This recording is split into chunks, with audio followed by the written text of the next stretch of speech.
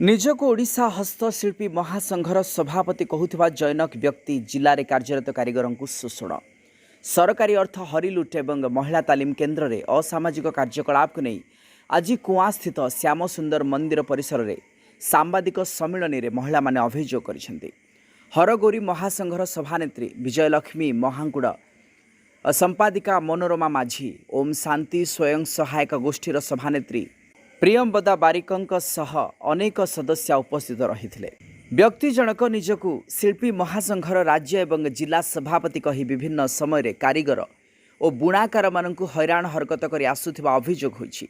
सेमाने विभिन्न प्रलोभन देखाई पेंशन करदेवा गृह जोगाईदेवा ट्रेनिंग देवार लोभ देखाई अर्थ आदाय करथिबा सह जिलार हस्तशिल्प तालीम केन्द्र रे अबाधरे प्रवेश करी निपुण शिल्पी मानक सह तालीम समय रहिबा जहाँ महिला मानक लक्ष्य साधन रे बाधा सृष्टि होछि। एही जिला बंत ब्लॉक रो सिलंदी और गणिजांग ठारे पत्थर खोदे तालीम केन्द्र खोली असाधु उपाय रे सरकारी अर्थ हड़प करबा आदिर विधिबद्ध तदंत दाबी करछन्ती सभानेत्री माने। एथिसह राज्य सभापति एवं जिला सभापति उभय जिले में थिबा निपुण शिल्पी मानकु सुजोग न देई बाहर जिलार लोकंकु आनी तालीम देबाकु नै दृढ़ विरोध करा जायछि। आहुरी मध्य जिले में जो निपुण शिल्पी माने अछन्ती संघरे रहिबाकु बाध्य करा जिबा सह तालीम पई अर्थ मगा जाउथबार गुरुतर अभियोग करा जायछि। मो ना पद्मलोचन दत्त मोर गोटे स्फूर्ति क्लस्टर अच्छी से स्फूर्ति क्लस्टर मो मुख्य संयोजक अच्छी बंद ब्लॉक रे बरगड़।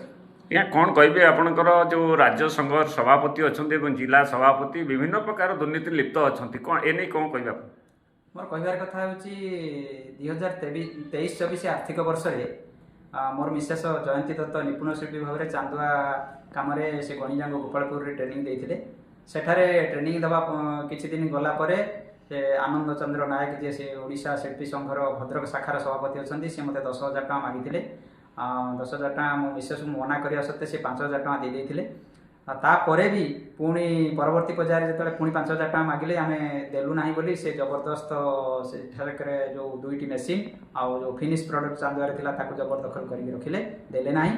परवर्ती पर्यायर ओडिशा राज्य शिल्पी संघ महासंघर जे सभापति अच्छा उदय महांती तांकू मध्य मु जणैथिली। उदय महांती महोदय मते कहले कि फोन रे कहले तमें दत्त बाबू गोटे काम कर आ से कथा को न बढ़ई तमें सेटा को शीघ्र सट आउट कर दियो से आनंद बाबू तो से भाया लोक तांकू तुम्हें आउ से बाबद बेसी किसी आलोचना न करी तमें शीघ्र सट आउट कर। आपण चाहूचंती कोन मु चाहूची एबे जो एमसीएम ट्रेनिंग करूचंती जे उदय महांती होंतु कि आनंद नायक होंतु तांकर भूमिका कोन सी कहीं आम भद्रक जिले में कौन भद्रक जिले में कौन निपुण शिल्पी कहीं ना से बारंबार से कहीं ट्रेनिंग दौरान से आनंद नायक कहीं ट्रेनिंग दौरान प्रतिवर्ष ट्रेनिंग से दौरान किंतु आम ट्रेनिंग बारंबार अप्लाई कले आमको ट्रेनिंग रू काटी दौरान।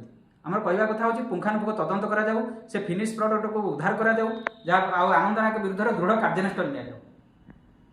प्रिया दास मोम शांति ग्रुप रे एसएसजी ग्रुप रे मु जने मेंबर अछि तो आमे ट्रेनिंग नउथुलु झोटरे तो सेठी हमर जे एमसीबी थिले से होचंती मिनती बर एवं संध्याराणी गिरी थिले से माने हमकु आसी ट्रेनिंग दउथिले तो ता मध्य रे हमकु बहुत अश्लील व्यवहार करिसंती।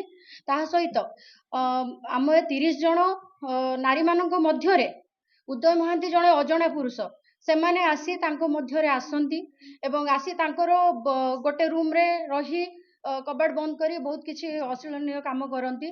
तो सेतिपई आमे प्रतिवाद करिवारु से माने हमकु कहंती कि तम प्रेजेंट खाता रे आमे व्हाइटनर मारी तुमको एब्सेंट देखै दबु। तो एई सब हमकु धमक दियंती आमे जते बेले ताहार प्रतिवाद करू कि सेते बेले भी कहिसंती तमे काहा पाखरे कहबो जाओ कलेक्टर पाखकु जाओ डायरेक्ट पाखकु जाओ जोठी कि जाओ आमेर कहीं किसी करिपारिबे नाही। तो ता सहित आसंती हमर जने आनंद नायक सी भी आसी कहिसंती कि होउची केही किछि करिपारिबेनी ऑफिसर किछि करिपारिबेनी जहा करिवु आमे। तो एति पई हमकु बहुत खराब व्यवहार करा जायछि प्लस आम पाखरु आमे जिनिस तयारी करिकि देबा सत्ते आम पाखरु जिनिस बाबद रे टंका दाबी करा जायछि। तो सेति पई आम पाखरु टंका भी नेइचंती आमे जते बेले तार भी प्रतिवाद करिछु जे कहिसंत तमे काहा पाखरे को हमकु काहार डर नाही। ଆମେ ଚାହୁଁଛୁ ୟାର କିଛି ତଦନ୍ତ କରାଯାଉ, ତାର କୌଣସି ଗୋଟେ ସମାଧାନ କରାଯାଉ, ତାଙ୍କୁ ବହିଷ୍କାର କରାଯାଉ। ସେମାନେ ଯେମିତି ଆଉ କୌଣସି ଜାଗାରେ ଏଇ ସବୁ କାମ କାହା ଉପରେ ନ ହଉ। ଆମେ ଯୋଉଟାର ସମ୍ମୁଖୀନ କରିଛୁ ଏହା କୌଣସି ଲୋକ ସମ୍ମୁଖୀନ ନ କରୁ। ତ ଏଇଟା ଆମର ଦାବି। ସେଇଥିପାଇଁ ଆପଣମାନଙ୍କ ଦ୍ୱାରା ଆମର ଏତିକି ଅନୁରୋଧ, ଆପଣମାନେ ଏହାର ସମାଧାନ କରାନ୍ତୁ। ବିଜୟଲକ୍ଷ୍ମୀ ମହାକୁଡ଼, ହରଗୌରୀ ମହାସଂଘର ସଭାନେତ୍ରୀ। କିଛି ଦିନ ହବ ସାର୍ ଆମେ ବହୁତ ପ୍ରୋବ୍ଲେମରେ ସମ୍ମୁଖୀନ ହଉଛୁ।